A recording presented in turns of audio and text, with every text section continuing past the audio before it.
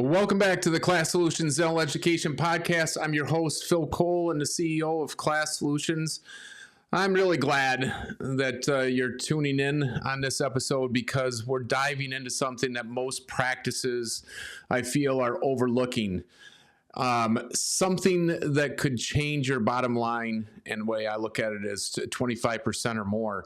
And so the title of this episode, as you could see, was the 25% profit secret your dental practice is missing.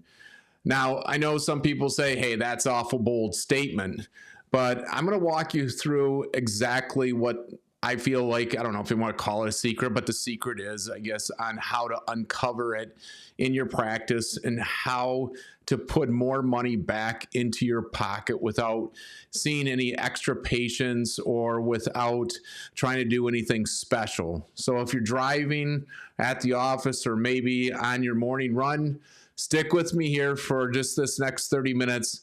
This one can make a huge difference on how you run your practice and how much you take home. So let's start with this. Most dental practices operate with profit margins around 15 to 20% right now. I mean, this is something that we're seeing more and more, that it's not unusual for us to get anybody at over the 75% range. But here's the kicker, with the right system in place, I mean, that margin should be closer to a 40% profit. I mean, the numbers have not changed. You still should be running at a 60% overhead. We do have occasionally, and now it's very rare, but we do have occasionally practices running just at 50 or a little over 50%. But think about it. If your practice is doing $1 million in revenue, the difference from that 80% to a 60% is a $200,000 a year difference. I mean, that's money that you could use towards paying down debt if you still owe on your practice.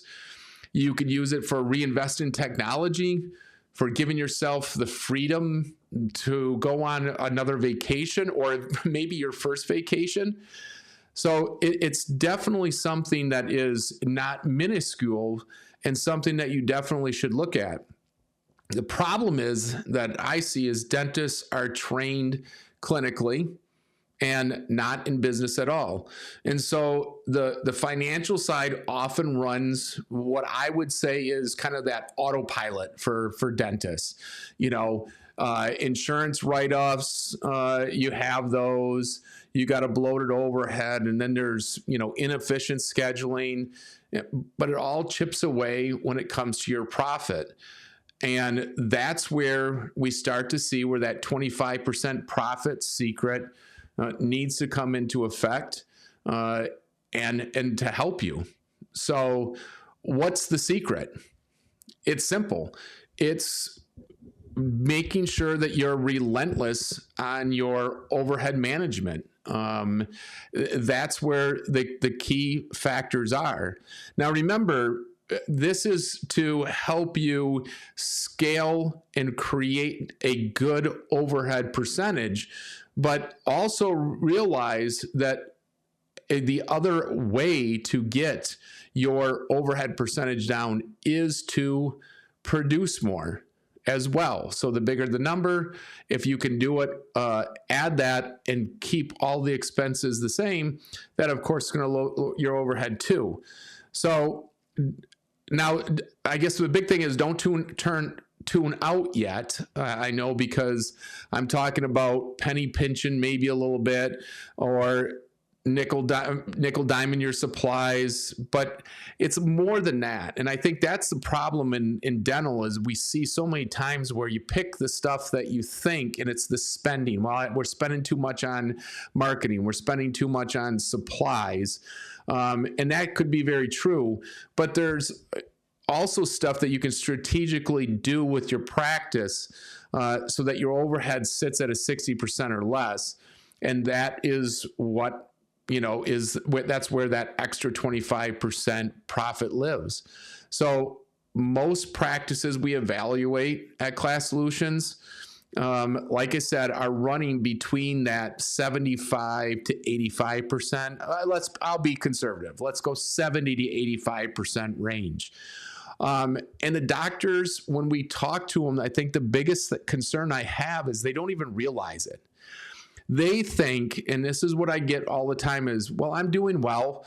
My collections are coming in strong. I'm able to pay all my bills. And I'm not getting, my team seems to be happy and my patients seem to be happy. So why dig in? Or what does it matter if I'm running at 75 or 80%? And the thing is there's so many ramifications that we can't go over this in this podcast alone. But it will grow. You'll get lazier per se, I guess, or you'll start to allow it to stretch more and more and more to the point where, in our last two transitions, we've had offices that were at 92 and 93% overhead. So what it comes down to really is that you're just leaving hundreds of thousands of dollars on the table. And is that necessary when you can literally fix it and tweak it with most of the stuff and not cause disruption in the practice? So once again, I say with just this little tweak or fixing, it's not a case in point where you got one other option, the production or to clean this up a little bit. And you might be at top capacity for your production.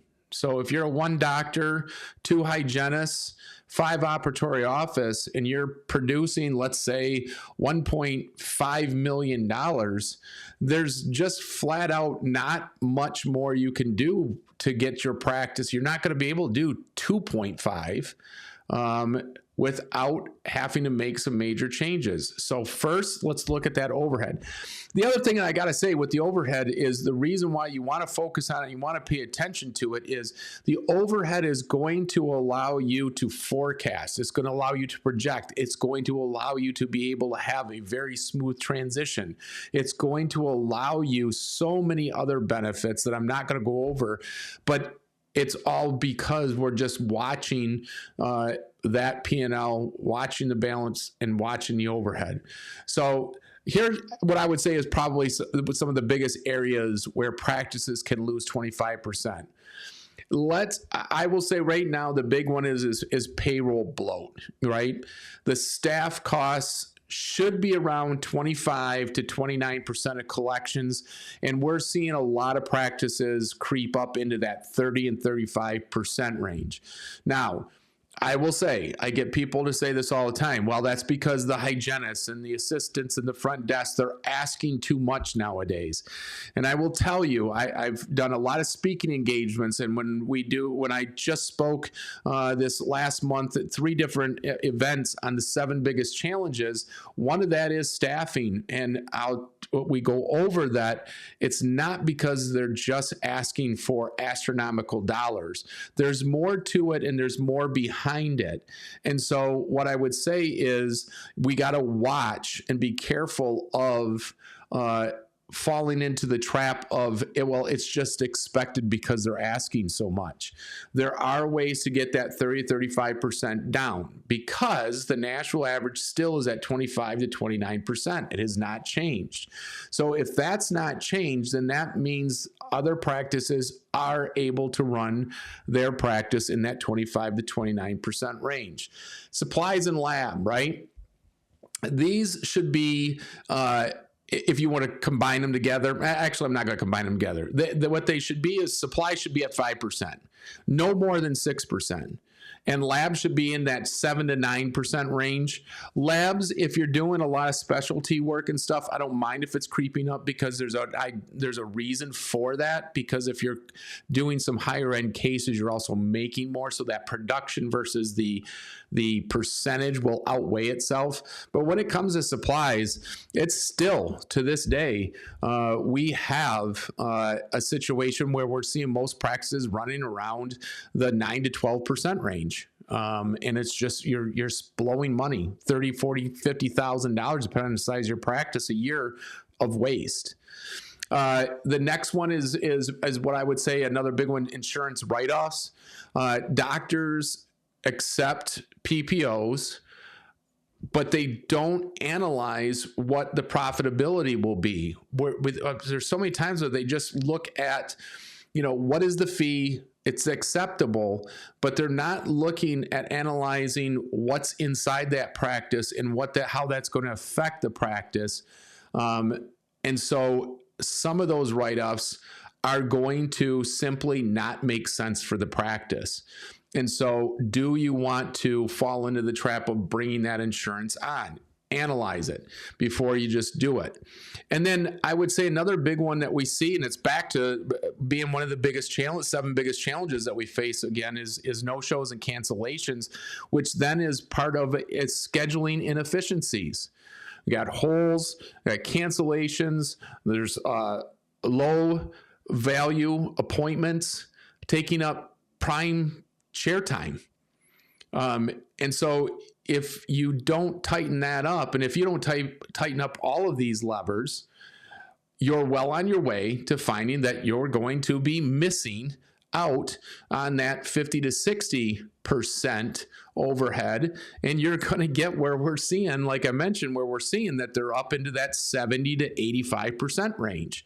So before I go any deeper, I want to just pause right here and let you know that at Class Solutions, we've built tools, and one of our big ones is our practice health assessment and our Pulse Performance program, which is a KPI management program that pinpoint exactly where your practice is losing money and then how to fix it. So if you're listening to this and you're thinking, I don't even know what my overhead percentage is, hey, it's okay. I will tell you, 80% of dentists don't. But that's exactly why we created these programs, to put shine a light on those blind spots, so that after this episode, you can head over to Class Solutions, connect with us, connect with me, and let's get on a call and let's start to uncover what thousands of dollars could be possibly hidden in your profitability as well. So, all right, let's get back to the good stuff. Let's dig into those 4 areas one by one, and that's payroll, okay? So your team is, without a doubt, the heart of your practice, but payroll should stay under control. And a common mistake in adding staff without analyzing productivity is a big deal. So for example, when you're adding a hygienist, right? If that hygienist comes in at, let's say, $65, $70 an hour, the question is what are you doing with the scheduling, and what is that revenue per hour for that hygienist coming in at? So what we believe is what we call our BAM for a hygienist should be no less than $175 an hour. But we think a healthy hygienist production per hour, $225. When we're doing our practice health assessments, we see on average hygiene per hour numbers being around 100 to 135. So at 100 to 135, if you got someone that's working for $45 an hour, doesn't look as drastic. But when you bring on that same hygienist that's now asking for $60 and you take her on because you feel, I got to get a hygienist, I got to have something, then once again, I will tell you that you're going to notice that against your overhead, because she's not able to, or he's not able to support that dollar amount. So what it means is, it could be training, it could be coaching, or it's a case in point of looking at that and finding out what's their payroll percentage. Their payroll percentage, if they're doing, which we see sometimes in our practice health assessments, 2%, and it's supposed to be at minimum, what I would say minimum, if they're doing 2%, get them at least to 20%, but it should be 30 to 40%, then the numbers change immediately. So that's a quick one to look at. Supplies, right? If it's a waste of time to go back and forth and negotiate prices, right, with companies. I see this all the time, and I was in that side of the business for over 15 years.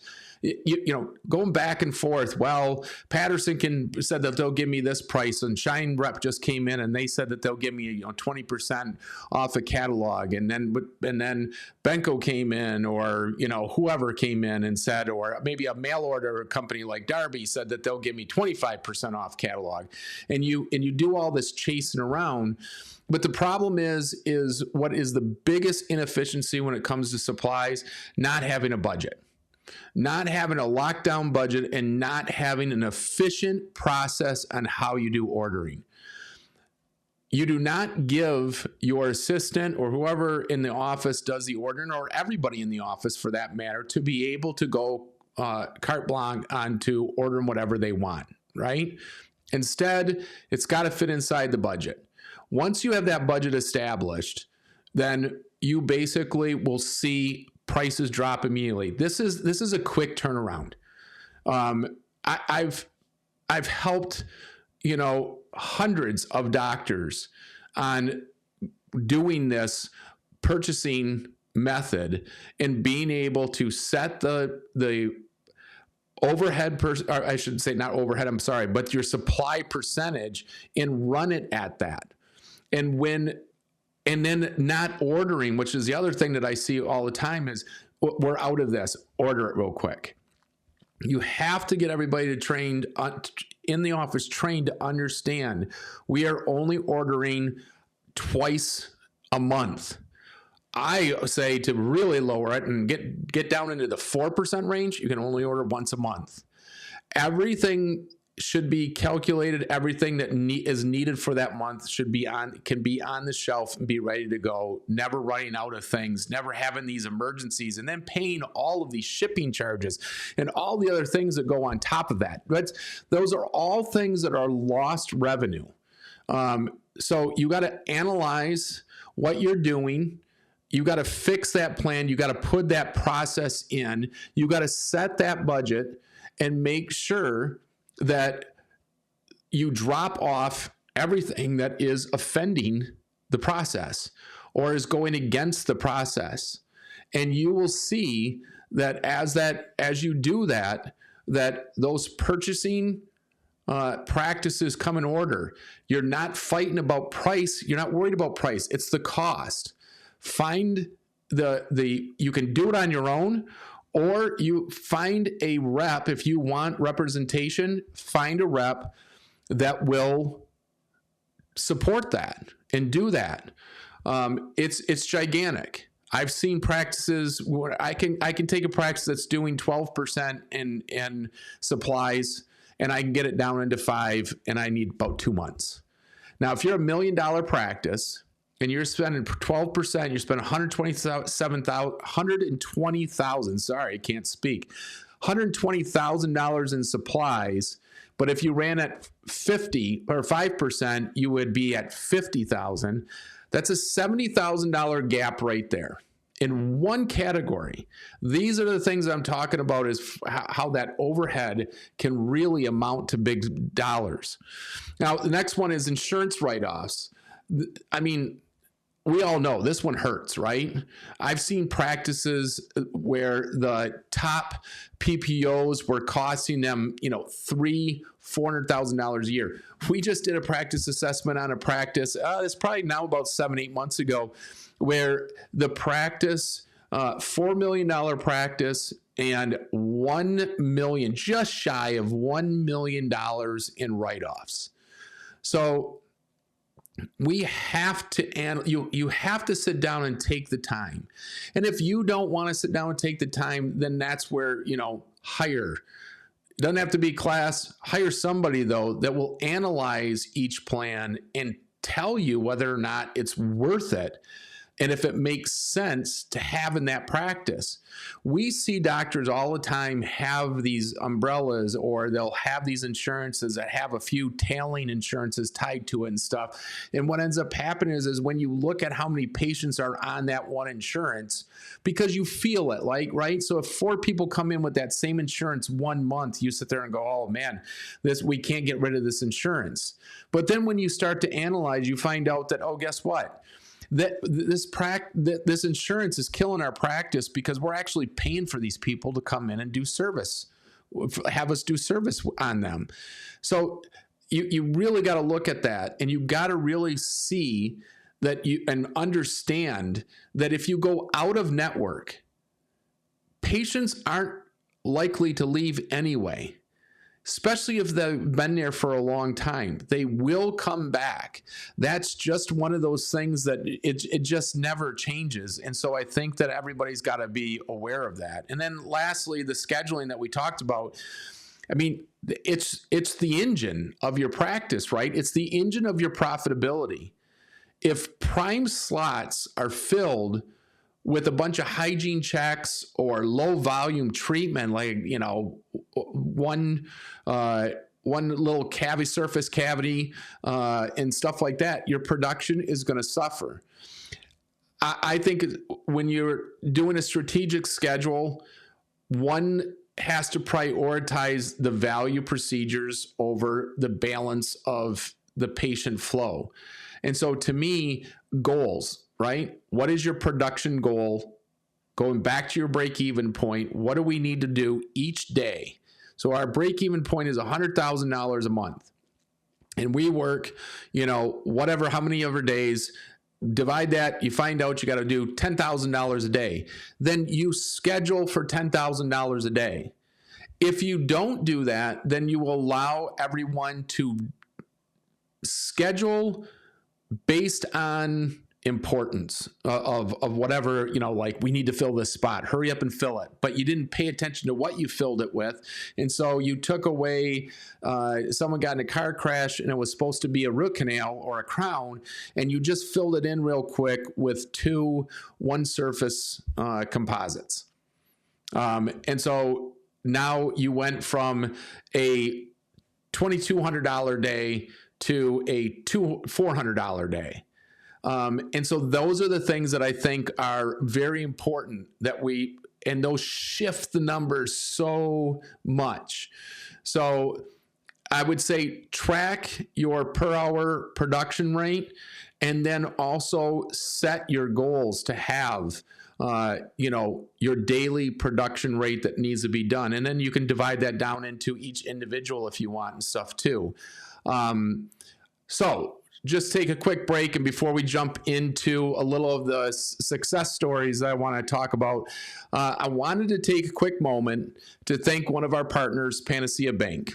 If you're a dentist and you already know how tough it can be to find a bank that truly understands the dental industry, traditional banks, they look at you like any other small business, but Panacea Bank was built specifically for healthcare professionals.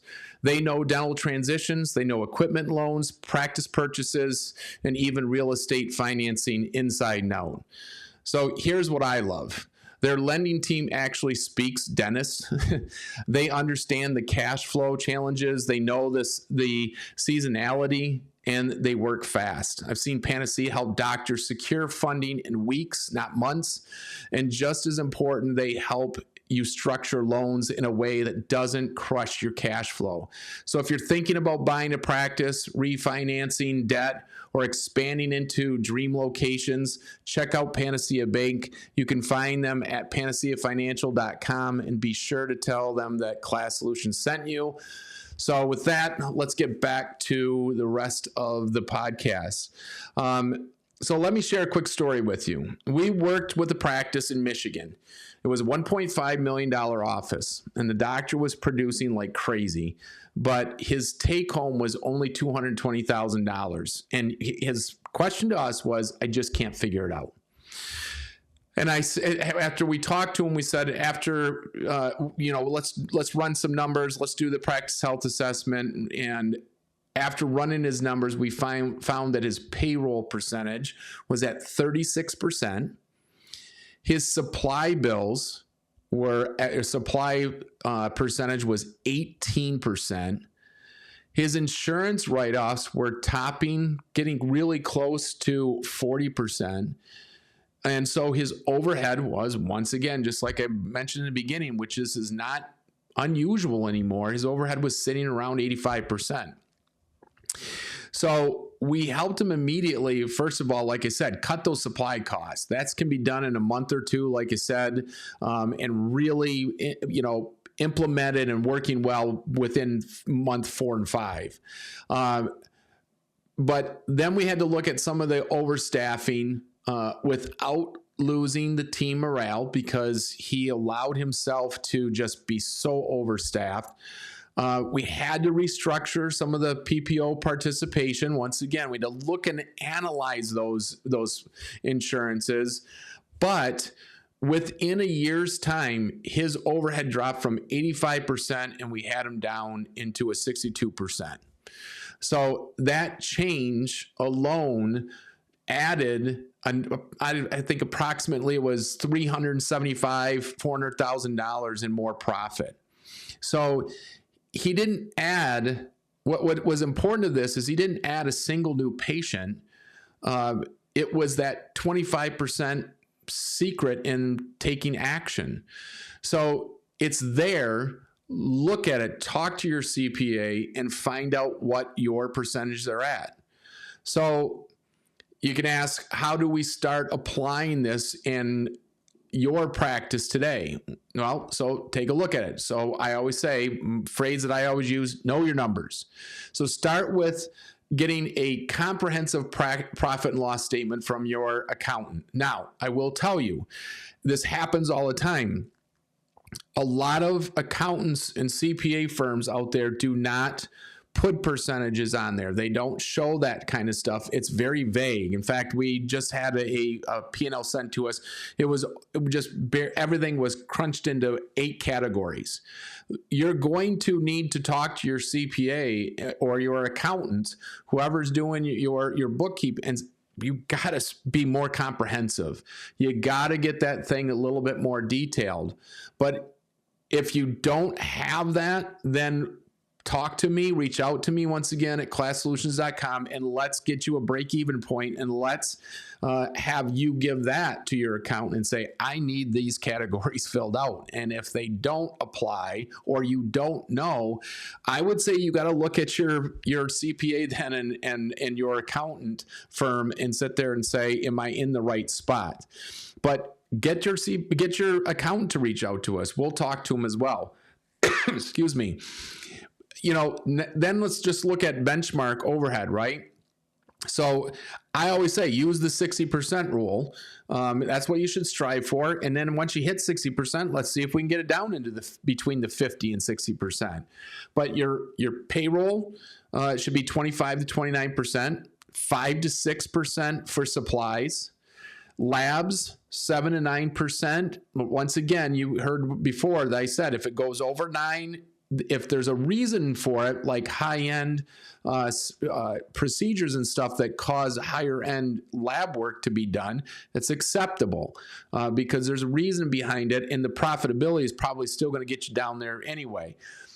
6 to 9% for facility, and then everything else, there's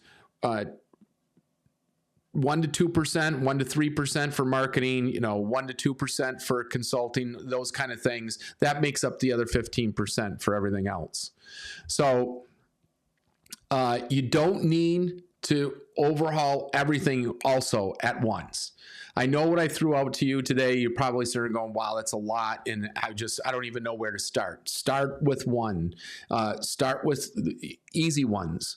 First, what I would say is to start to look over all of them, and then also see which lever is maybe the worst, or what lever is going to be the easiest to knock out, so that everybody on your team is on the same page and says, this is awesome. This is what we need to do. Remember, it's not about working harder. It's just working smarter in my book. So That's it. I mean, that's the 25% profit secret for dental practices. And making sure that you are relentless on that overhead management. It's not flashy. it's not some gadget. This stuff has been around forever, but it's what separates the practices that struggle from the ones that thrive. So if you want to dig deeper into this, I'd love to connect with you personally. Visit ClassSolutions.com or find us on LinkedIn or Facebook. We'll help you uncover those hidden profits and build the dream practice you've always wanted. Thanks for joining me today on the Class Solutions Dental Education Podcast. Be sure to subscribe on Apple or Spotify or wherever you get your podcasts so that you don't miss our next episode. And if you found this one helpful, do me a favor. Please share it with your colleagues so that we can get the word out even more. Until next time, I'm Phil Cole. Keep leading your practice with clarity and with confidence and purpose.